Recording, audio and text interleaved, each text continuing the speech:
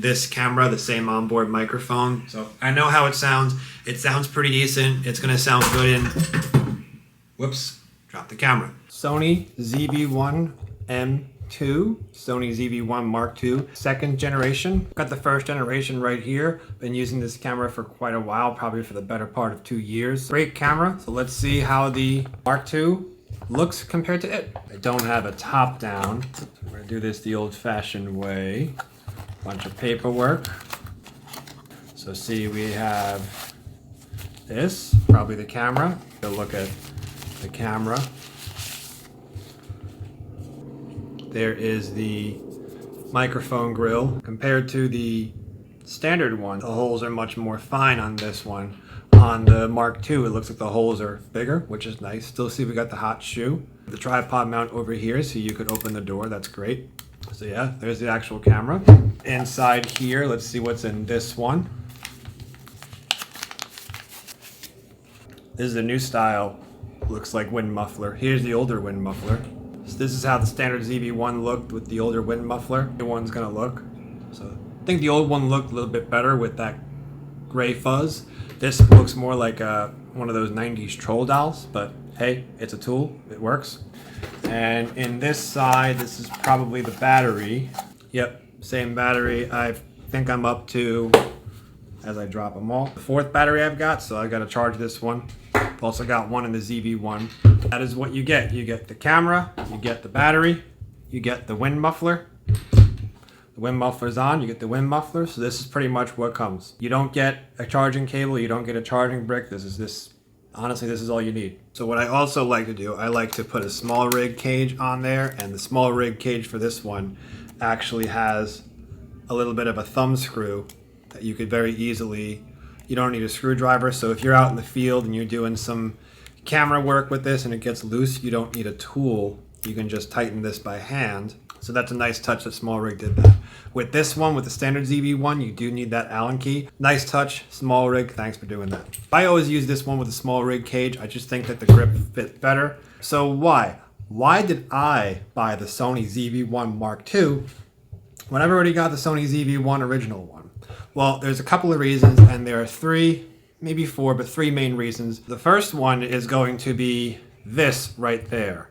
That is a USB-C port, and on the standard ZV1, we were left to rot with micro USB. Not the end of the world, but almost all my other devices charge via USB-C rather than micro USB. So I'm really happy to see they used USB-C rather than micro USB. Number 2 is the lens. This is an 18 to 50 millimeter lens on the Mark II, and on the Mark I, we've got a 24 to 70 millimeter lens. We do have quite a bit more reach with the Mark I, but the Mark II does give you an additional 6 millimeters of focal length at the wide end. Personally, I never zoomed with this camera. I always just ended up leaving at 24 millimeters. I zoomed in and out a couple times, but 24 millimeters was really just my favorite focal length with this camera. I was happy with this. Not really gonna miss that 70 millimeter, 50 millimeter is fine anyway.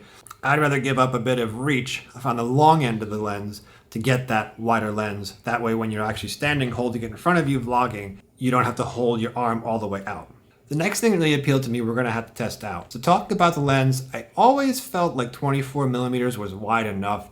Sure, it's not as wide as a 16 mil or even a 20 millimeter like I'm filming right now. However, 24 millimeters was always okay. Never felt like it should be much, much wider. Problem with this one was that when you turn on active stabilization, it crops in like crazy. I wanna say it crops in about 30 or 40%, taking your 24 millimeter to about a 30 millimeter lens, or maybe even 35. I mean, who knows? It always felt like it got super tight. So you either had to deal with stabilization that was just not the active stabilization and the footage was a bit jumpy, or you could use the active stabilization in this camera, which I did think was pretty good. However, you had to hold the camera all the way out here all the time, your arm ramrod straight, and it was still punched in to the point where you could barely fit your head in the frame. So let's switch over to these cameras.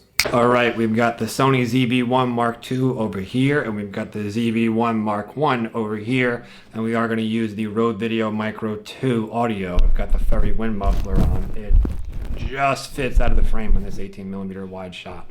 So they are pretty much exactly the same height, exactly the same distance away from me. I'm looking to see how much wider is this one really. Well, there we go. I had active stabilization on over here, which is why it looked so much narrower, which is why it looked exactly the same as this one, the 24 millimeter. So now you could definitely see this is an 18 millimeter wide lens, and you could absolutely see that it's super wide.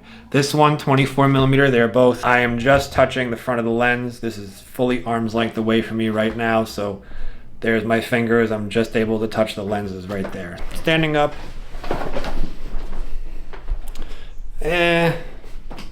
still a pretty hefty crop.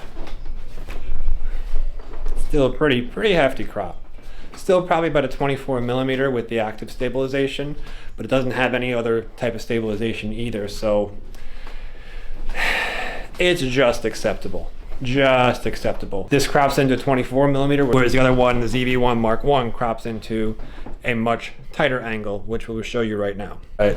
So for contrast, we are handheld on the original ZV1, and you could see that it is a much tighter field of view. I can barely fit my head in the frame, and this is with the active stabilization. Now, if we turn off the active stabilization, which we will do right, this is what we're working with. So this is pretty much the same, actually. This is pretty much the same.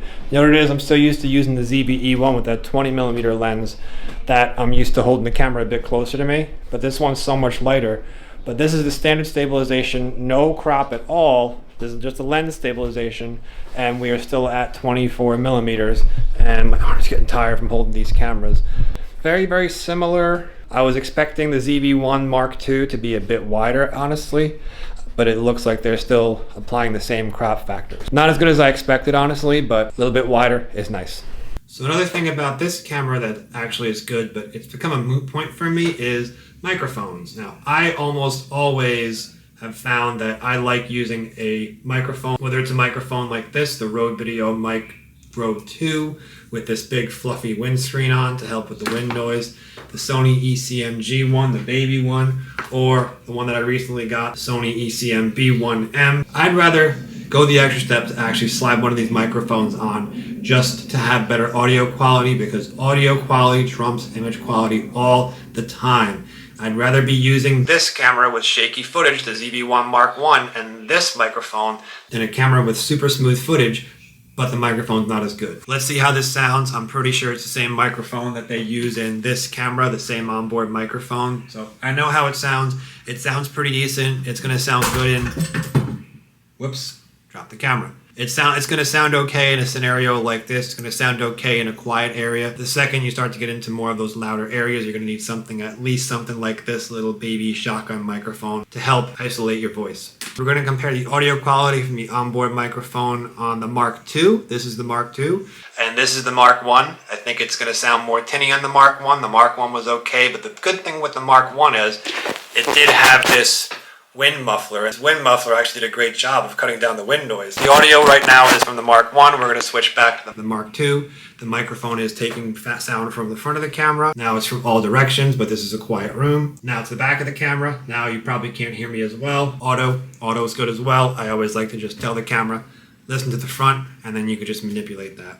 So in a pinch, it's good. And of course, because it's a ZV camera, they all seem to come with these little things, these little troll-like hairdo fuzzy things. Always going to have at least one of these with me, just because you never know. The onboard microphone does work in a pinch. So, first impressions, pretty good. I think that the Mark II is a much more pocketable camera. You can pull this thing out of your pocket and use it a lot easier than you ever could with the Mark I, mainly because there's two things. This one has a better in-camera microphone, and this one also has a wider lens, which allows you to use that active stabilization crop so you won't get super shaky footage. The $20,000 question, or should I say the $250 question, is price. This one goes for Amazon right now for $650. This one goes for $900. The Mark II may come on sale around the holiday season. We are in mid-September right now.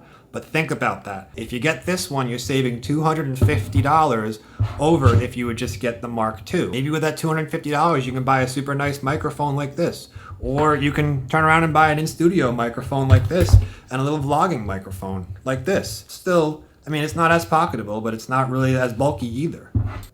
And this is probably something I'm still going to use this on the Mark II when I'm out there actually shooting video with this. Think about that, $250? If you're on a tight budget, this one may be worth it just to get over the Mark I. $250, quite a bit of money if you're on a tight budget. So this is just the first look at the Sony ZV1 Mark II. More testing to come as well to see if it's actually a better user experience than the Mark I. Of course, we've also got that new menu system, the touchscreen. Got all the nice new bells and whistles as the ZV-E1 has. Sony really did a great job with their menus. As always, thanks so much for watching. Hope everyone enjoyed it. Hope everyone had fun, and hope you learned something.